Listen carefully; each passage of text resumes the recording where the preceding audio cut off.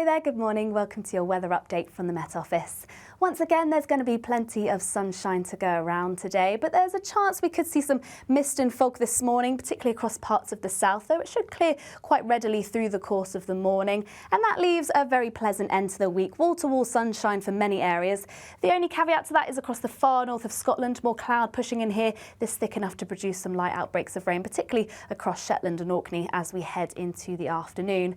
A bit breezier across the far north of Scotland too, but for many areas, light winds, sunshine and some very warm temperatures. Highs of 21, possibly 22 or 23 degrees Celsius.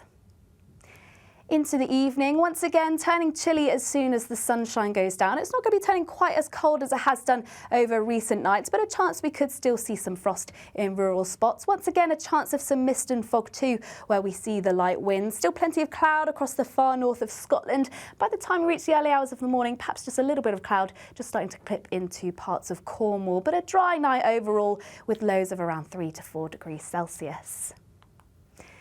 Now, for the beginning of the weekend, there is still going to be lots of sunshine around, lots of dry weather, feeling warm in the sunnier spells too, but we are beginning to see a little bit of a change. More cloud starting to push in from the southwest, feeding into southern parts of Wales, parts of Devon and Cornwall. It's likely we'll see some showers by the time we reach the afternoon. And similarly, across the very far northwest, western parts of England should start to see some more cloud push in as we head through into the afternoon. But across eastern areas, still plenty of blue skies around and still feeling warm. Highs of 21 to 22 Celsius, but a bit cooler in certain spots. For example, western parts of Scotland feeling a slightly cooler here, but still highs of 15 to 16 degrees Celsius.